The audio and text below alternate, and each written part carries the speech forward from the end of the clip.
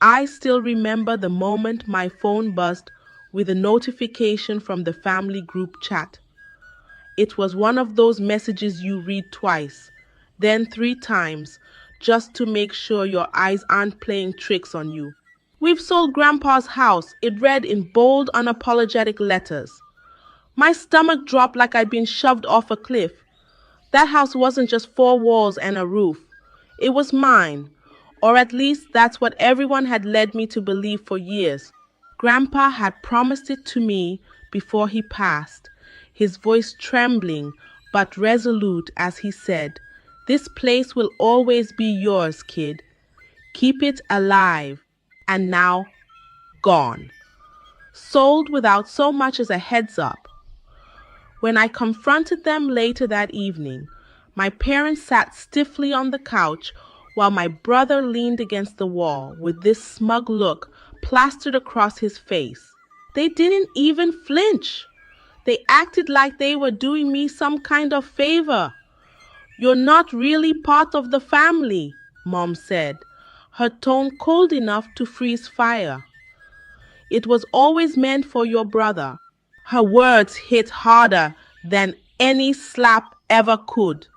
I felt the blood drain from my face, leaving behind an emptiness that clawed at my chest. Dad chimed in next, trying to soften the blow with logic that sounded more like betrayal.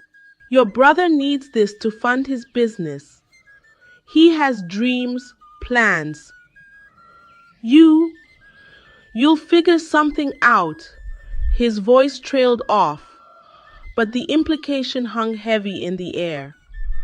I wasn't worth investing in, not like him, never like him. The worst part? The way they looked at me, not with guilt or regret, but with this strange mix of pity and dismissal, like I was a problem they'd finally solved. I wanted to scream, to demand answers, to tear apart their excuses until nothing remained but the ugly truth. But instead, I just stood there, frozen, my fists clenched so tightly my nails dug into my palms. My silence must have unnerved them, because Dad shifted uncomfortably and Mom avoided meeting my eyes altogether. Only my brother held my gaze, his smirk widening as if daring me to challenge him. And then, somehow, through the haze of anger and hurt, I found myself smiling. It wasn't a happy smile, or even a sarcastic one. It was sharp cutting, almost feral. I turned, without another word, and walked away, letting the door slam shut behind me. The familiar creak of the old hinges echoed down the hallway, a sound I'd heard countless times growing up. 2 days later, when my lawyer arrived at their doorstep holding documents that would change everything, I knew exactly how it would feel to watch their faces turn pale, because sometimes justice doesn't come wrapped in forgiveness. It comes wrapped in fine print. 2 days later, I sat in the back seat of my lawyer's car as we pulled up to the house where I'd spent countless summers chasing fireflies under Grandpa's watchful eye. The familiar creak of the front gate sent a shiver down my spine, but this time it wasn't nostalgia. It was anticipation. My lawyer, Sarah, glanced at me through the rearview mirror, her expression calm yet calculating. She had warned me about what might happen today, but I wasn't nervous. No, I was ready. As we stepped inside, the tension was palpable. My parents sat rigidly on the couch, their faces masks of forced composure, while my brother paced nervously near the fireplace. The soft crackling of the fire did little to warm the icy atmosphere. When Sarah cleared her throat, all eyes snapped toward us. "Good afternoon," she began, her voice steady and authoritative. "I'm here to discuss the legal implications surrounding the recent sale of Mr. Dyke's estate." My mother's hands trembled slightly as she clutched a tissue, and my father's jaw tightened. My brother stopped pacing, his usual bravado faltering as he crossed his arms defensively. Sarah wasted no time getting to the point. She opened her briefcase and pulled out a stack of papers, placing them on the coffee table with deliberate precision. Before proceeding further, let's clarify ownership rights, she said, her tone leaving no room for argument. She flipped open the first document, revealing Grandpa's original will, the pages slightly yellowed but unmistakably authentic. According to this legally binding agreement, the property was explicitly left to Idris, with specific conditions regarding its transferability. Her finger traced over the fine print at the bottom of the page, where Grandpa's familiar, shaky signature stood out like a beacon of truth. "Notice anything unusual here?" she asked, sliding the paper toward them. For a moment, there was only silence. Then my father leaned forward, squinting at the text. His face paled as realization dawned. "What does this mean?" he stammered, his voice cracking under the weight of what he was reading. Sarah didn't mince words. "It means the sale is invalid unless Idris consents to it. Furthermore, any attempt to override these terms constitutes breach of contract. And trust me, the penalties for that are severe." My mother gasped audibly, clutching the armrest like it might anchor her to reality. My brother, however, exploded. "This can't be right," he shouted, snatching the document and scanning it frantically. "There's no way Grandpa would do this." "Oh, but he did," Sarah replied coolly, producing another set of papers from a folder labeled Estate Matters. "These are copies of correspondence between your grandfather and his attorney, confirming his intentions. Every detail aligns with the will. Shall I summarize?" By now, my family looked like deer caught in headlights. My mother buried her face in her hands, muttering apologies I couldn't hear over the pounding in my ears. My father stared blankly ahead, his shoulders slumped in defeat. And my brother? He sank onto the couch, defeated, his earlier arrogance replaced by raw panic. Sarah continued, her voice slicing through the chaos like a scalpel. "Additionally, due to the unauthorized transaction, the buyer has already initiated legal action against your family for misrepresentation. If Idris chooses not to intervene, this could escalate significantly." That's when my mother broke down completely. Tears streamed down her cheeks as she reached for my hand, her grip weak but desperate. "Please, sweetheart, forgive us," she pleaded, her voice shaking. "We didn't know. We thought—" I cut her off gently but firmly. "You should have known," I said, my voice low but steady. "You should have cared enough to check. Instead, you treated me like I didn't matter." The room fell silent again, save for my mother's quiet sobs. For the first time in years, I saw vulnerability in their eyes, not just fear, but shame. As though every fiber of my being screamed for retribution, something deeper stirred within me. Maybe it was exhaustion. Maybe it was the faint glimmer of hope that, perhaps just maybe, they weren't beyond redemption. "Let's take a step back," I said finally, standing up. "We need to talk about how to fix this. For all of us." The days following that confrontation were a blur of emotions, each one pulling me in different directions. On one hand, I felt vindicated. Finally, after years of being sidelined, dismissed and erased, the truth had surfaced. But on the other hand, the sheer weight of what had happened pressed down on me like a storm cloud refusing to break. My family's betrayal wasn't just about money or property. It was about trust, love, and belonging, or the lack thereof. Every glance at my parents' guilt, ridden faces, or my brother's simmering resentment reminded me of how deeply fractured we had become. And yet, somewhere beneath the anger and hurt, a small, stubborn part of me refused to give up entirely. I started spending more time alone, retreating to places that brought me solace.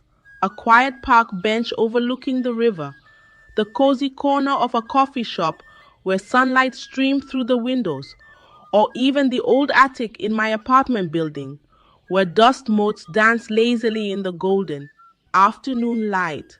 In those moments of solitude, I allowed myself to confront the pain head on. Why did their actions cut so deeply? Was it because they chose my brother over me, or was it because they never truly believed I deserved anything at all? One evening, as I sat by the river, watching the water ripple under the moonlight, memories flooded back unbidden. I thought of Grandpa teaching me how to fish, his calloused hands guiding mine as we cast lines into the lake behind his house. I remembered the stories he told me about resilience, about fighting for what mattered most. Life isn't fair, he used to say, his voice gravelly but warm. But fairness doesn't mean letting others walk all over you. Sometimes it means knowing when to stand firm and when to let go. Those words echoed in my mind now, forcing me to pause and reflect. Had I been standing firm enough, or was I clinging to bitterness instead of seeking resolution? The turning point came during a late night conversation with Sarah, who had become not just my lawyer, but also an unexpected confidant. Over cups of herbal tea in her minimalist office, she listened patiently as I poured out my frustrations. You have every right to hold them accountable, she said gently. But ask yourself, what do you want to gain from this? Justice, revenge, closure. Her questions lingered long after our meeting ended, gnawing at our meeting ended, gnawing at the edges of my resolve. It wasn't easy, but slowly I began to see things differently. My family's betrayal hadn't just hurt me, it had revealed cracks in their own foundations, their desperation to support my brother's business from fear, not malice, fear of failure, fear of judgment, fear of losing control. And while none of that excused their actions, it helped me understand why they had acted the way they did. Still, understanding wasn't the same as forgiving. Forgiveness felt impossible, like trying to climb a mountain without footholds. Yet deep down, I knew I could move forward without it. So, I made a decision not to absolve them outright, but to extend a lifeline, to offer them a chance to rebuild what they had broken, piece by fragile piece. The next morning, I called a family meeting. As we gathered around the worn oak kitchen table, the same table where countless meals and arguments had unfolded, I took a deep breath and spoke from the heart. I don't expect you to undo what's been done, I began, my voice steady despite the tremor in my chest. But I need you to acknowledge it.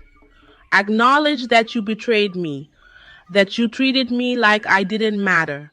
And I need you to show me that you're willing to change.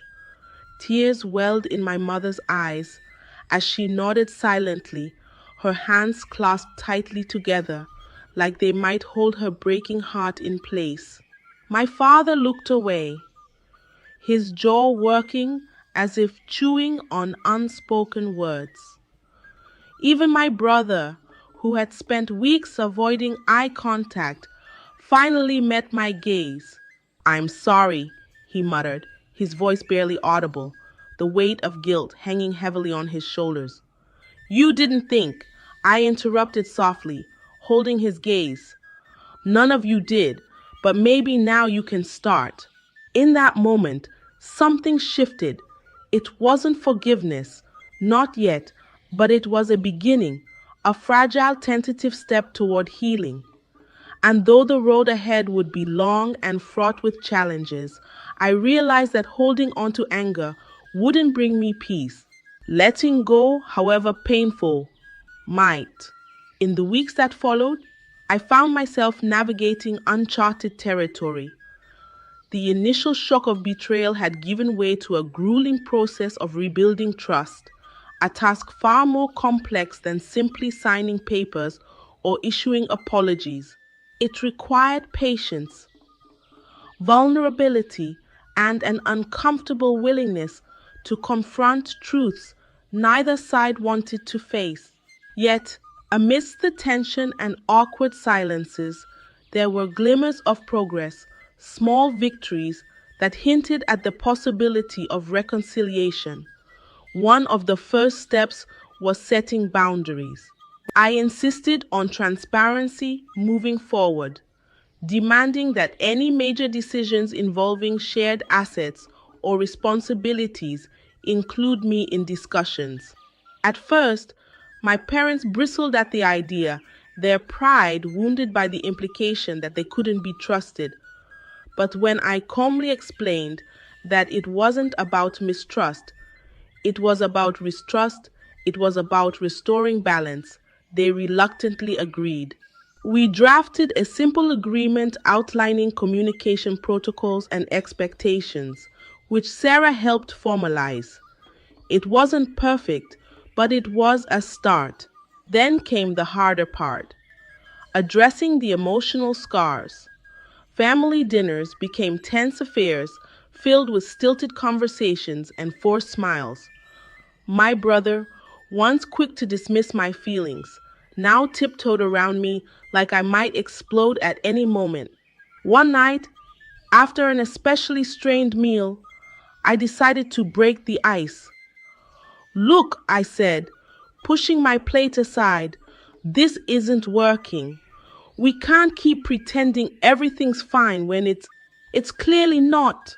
To my surprise, it was my father who responded first.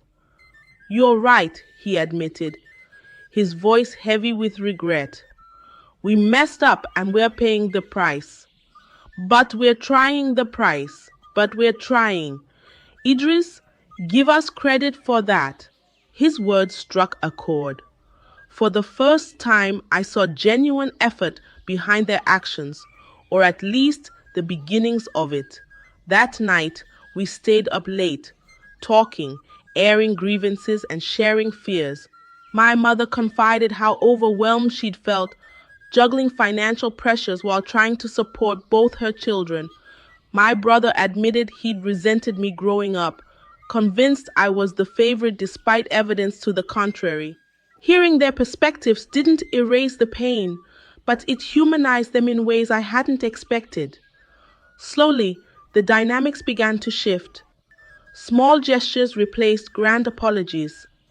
My mother started sending me thoughtful texts, checking in on my day.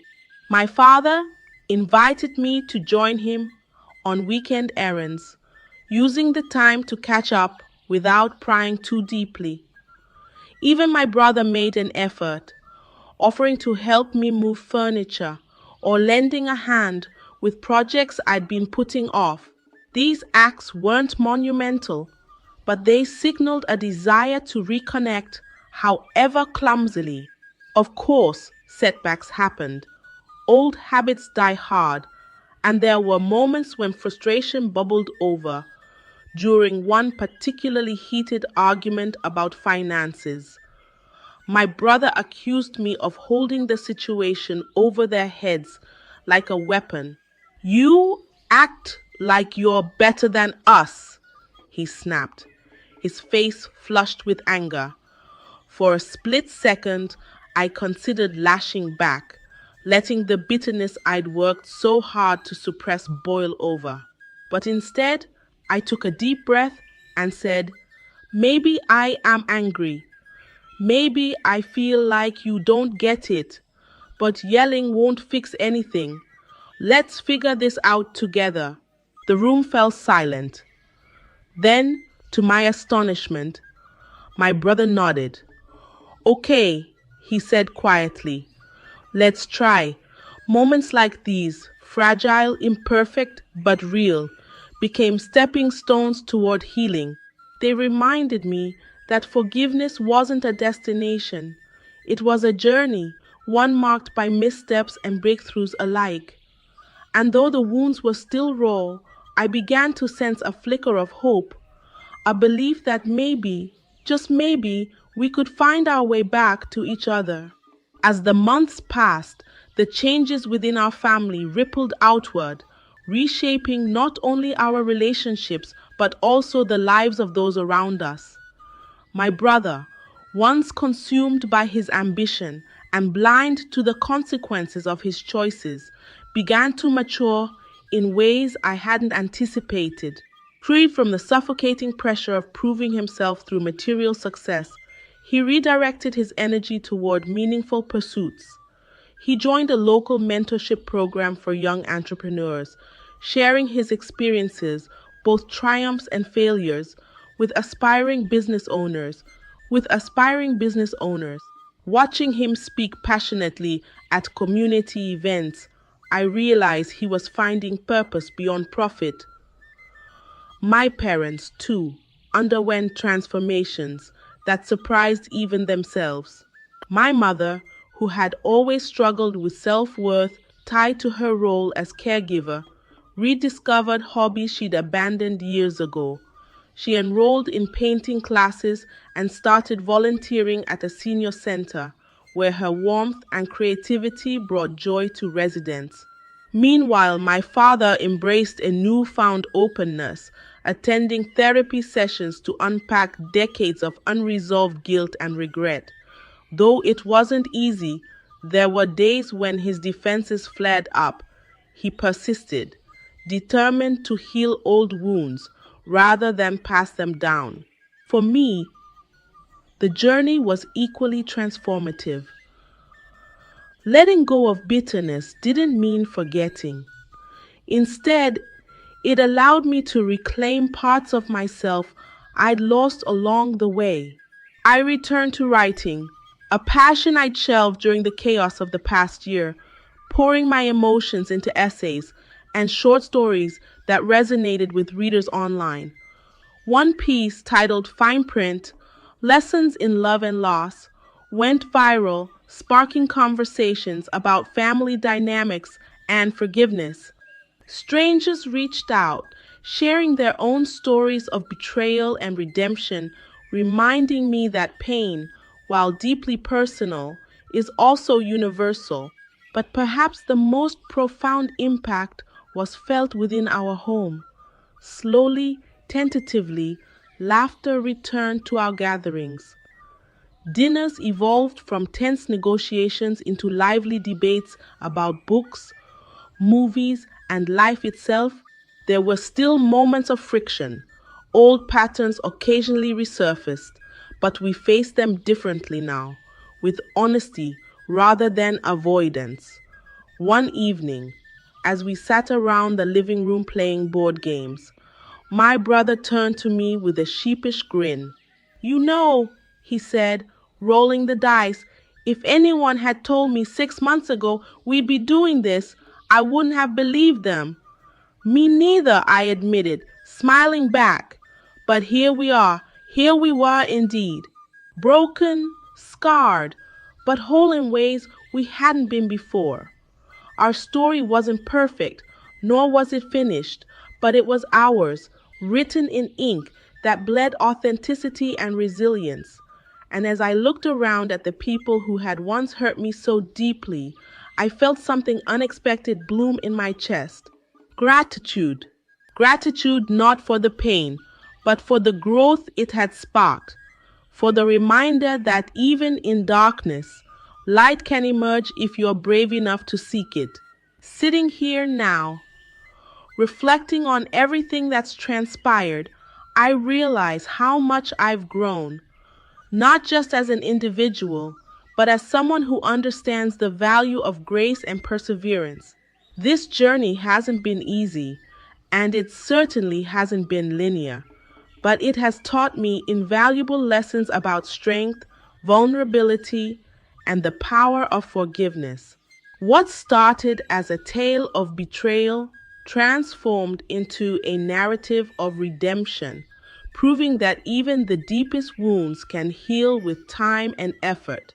The story reminds us that betrayal, no matter how painful, can also be a turning point for growth and understanding. It teaches us that forgiveness isn't about forgetting, but about finding the strength to heal and rebuild trust step by step. True peace comes not from holding on to anger, but from embracing the courage to move forward. Thank you for watching my channel. Don't forget to check out more inspiring and thought-provoking videos right here. See you in the next one. Queen Lamy sought out the counsel of the only ally she believed could aid her in her quest for dominance. The air in the chamber was thick with the scent of burning incense, curling tendrils of smoke rising toward the intricately carved ceiling. The flickering torchlight cast elongated shadows against the stone walls, making the space feel more ominous. Obi, in all you do, never get lost in the past. And with those words of caution, Azwa vanished into thin air as the cries of the newborn baby pierced the silence of the forest. The humid night air was thick with the scent of damp earth and distant rain, and the rustling of unseen creatures provided an eerie backdrop to the unfolding events. A lone giant prowling the forest was momentarily startled, his massive form poised in confusion, head tilting as he strained to locate the source of the sound amidst the dense foliage. His thick fingers, rough like the bark of an ancient tree, clenched reflexively as he narrowed his glowing amber eyes. With a furrowed brow, he scanned the forest, his senses heightened by the unfamiliar sound that echoed through the wilderness. With a rumble that shook the very earth, he let out a thunderous bellow which reverberated through the forest, flattening his skin of the presence of intruders. In an instant, the forest came alive with the thundering footsteps of the giants as they mobilized to investigate the disturbance, their massive frames crashing through the underbrush like titans unleashed.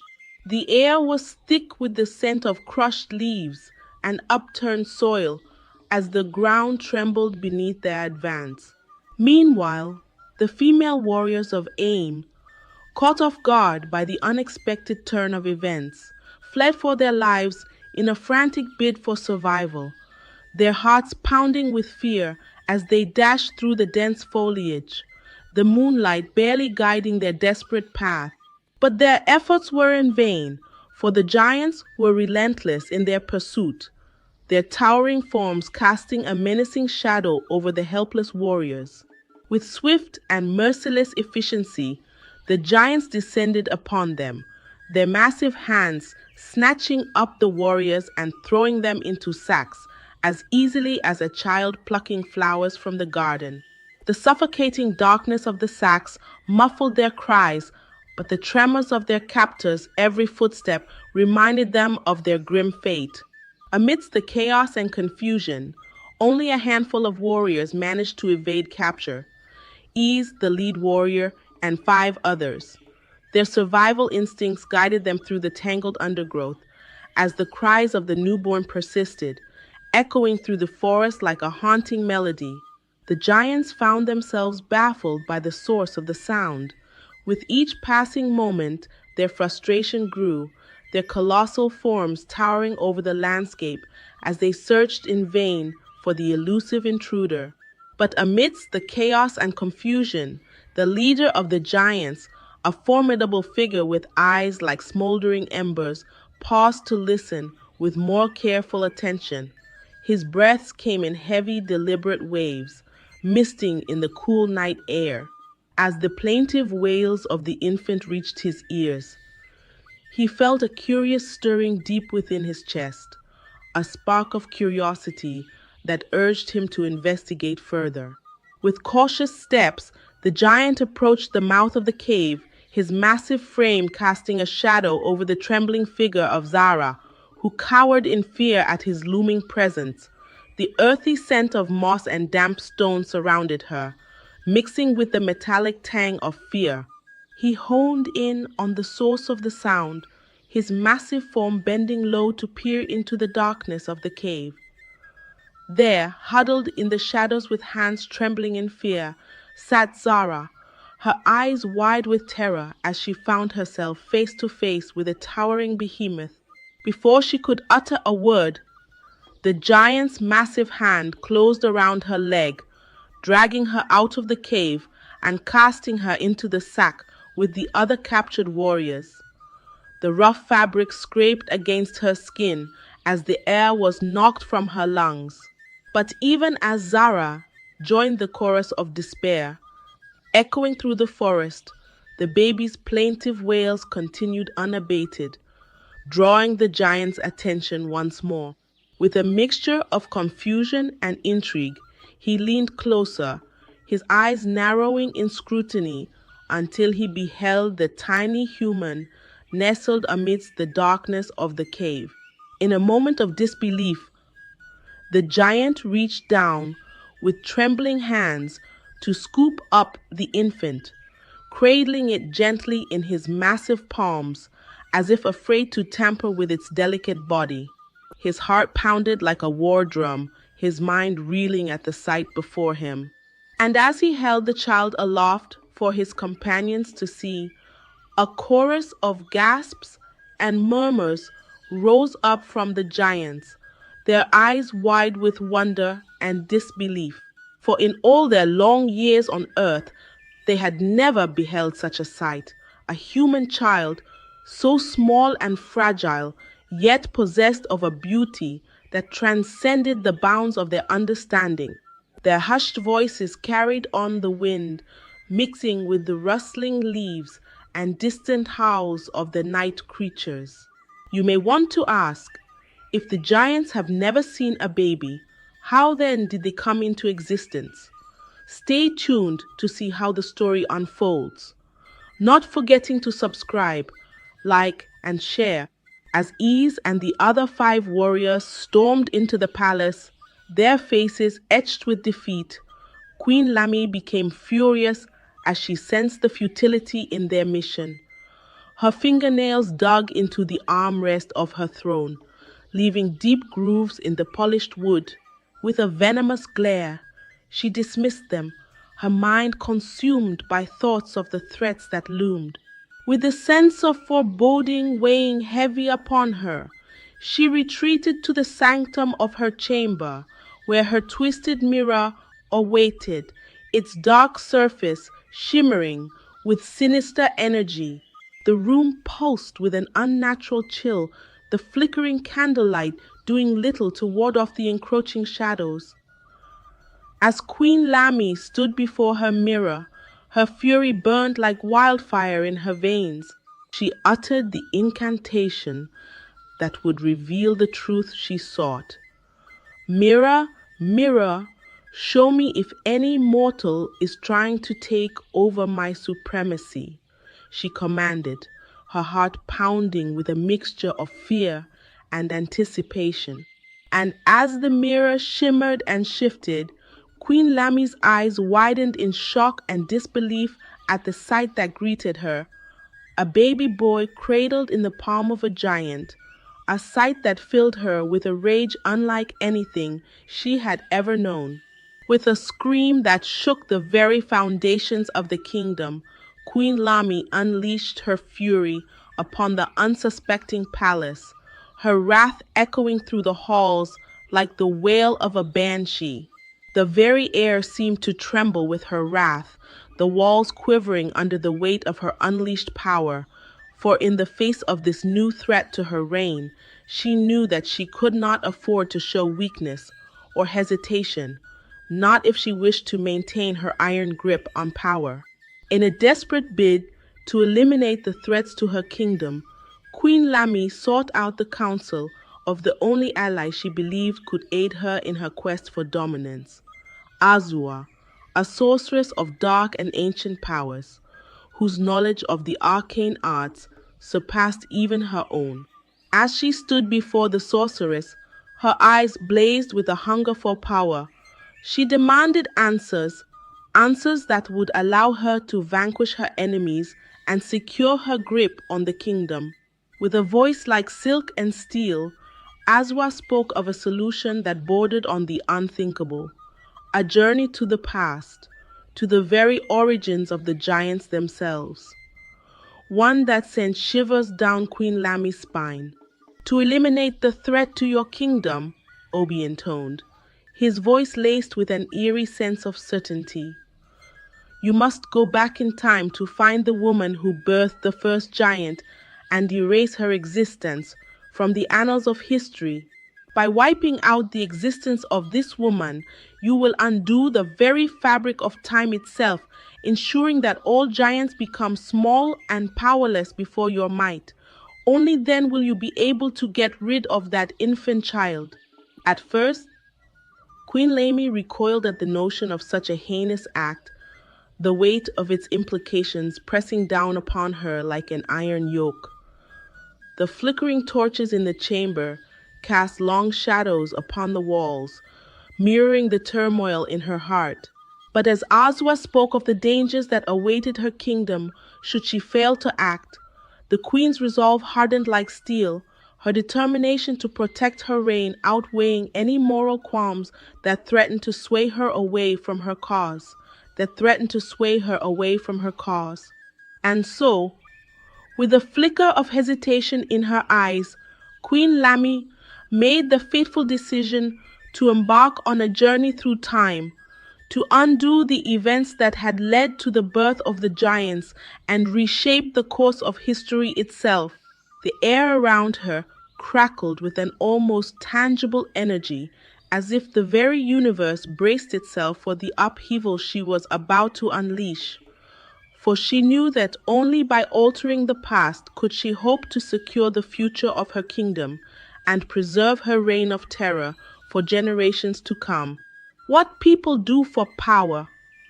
Sit tight as the story is about to take a different turn, not forgetting to subscribe, like, and share as Queen Lamy and Azwa ventured deeper into the ominous forest. Their footsteps echoed like whispers in the shadows, swallowed by the dense, suffocating mist that coiled around their ankles.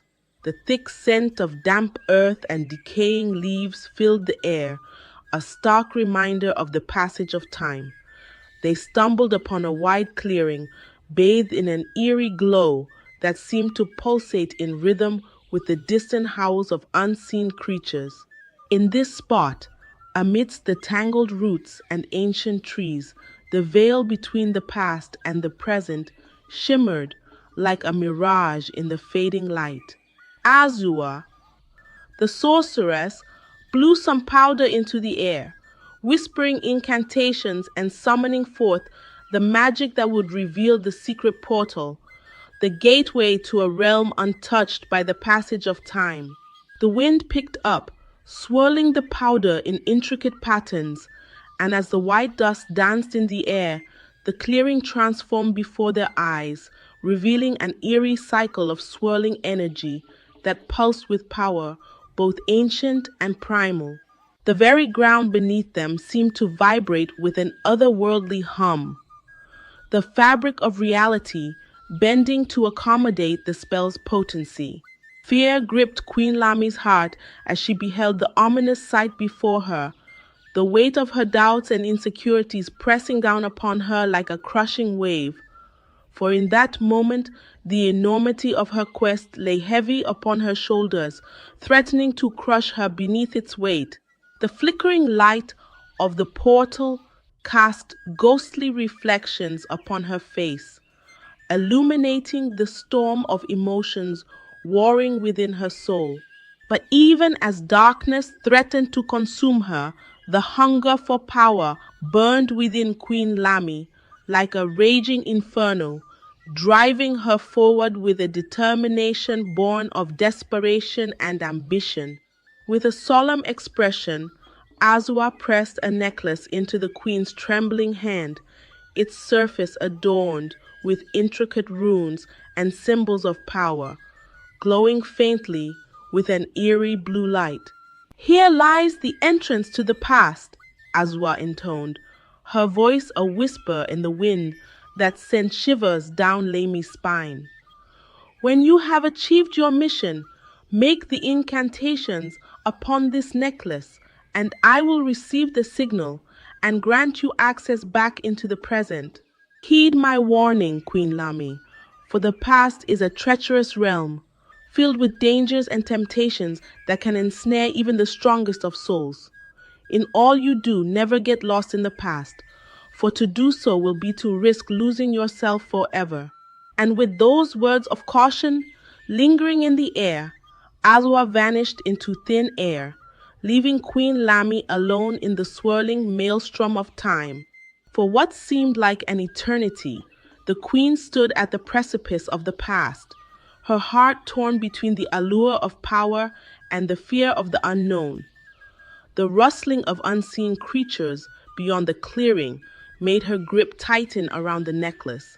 But as the echoes of Azua's warning faded into the air, Queen Lamy steeled herself for the journey ahead, her resolve as unyielding as the mountains themselves. With a final trembling breath, she closed her eyes and stepped forth into the swirling abyss, her fate now sealed within the currents of time. And as she vanished into the depths of the past, the forest fell silent, the air heavy with the weight of impending change. In the land of the giants, where the captured women toiled as slaves and were eventually eaten as sustenance for their captors, Zara found a grim sort of solace in the knowledge that her baby was safe in the care of a nanny. Though her fate was sealed, she took comfort in the fleeting moments she stole away to nurse her child, a bittersweet reminder of the love she held in her heart.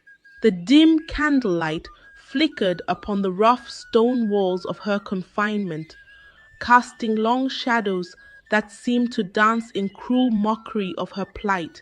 Day by day, Zara watched as her son grew, his laughter ringing out amidst the shadows of the giant's domain. His tiny hands reached for her, his bright eyes filled with the innocence of one untainted by the horrors of their world. And though she knew that her time was limited, she cherished every precious moment she shared with him, determined to instill within him a spirit of resilience and strength, a will to survive against all odds. But even as Zara embraced her role as a mother, the specter of her impending doom loomed ever closer, a constant reminder of the fragility of life in a world ruled by brutality and hunger.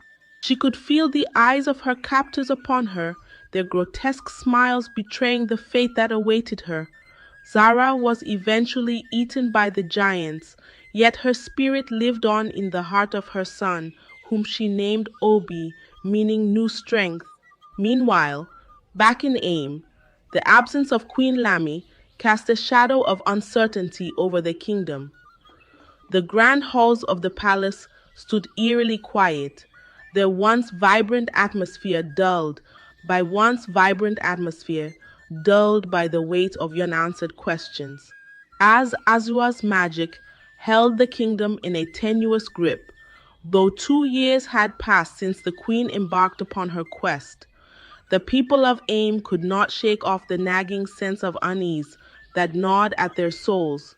Rumors swirled through the streets like whispers in the wind, each one more fantastical than the last. Some said they sighted the queen in a distant land. Others murmured of a plot to overthrow her rule. And the rest whispered of her demise at the hands of dark forces beyond their comprehension. But amidst the chaos and confusion, one question still remained unanswered. Was Queen Lamy still alive?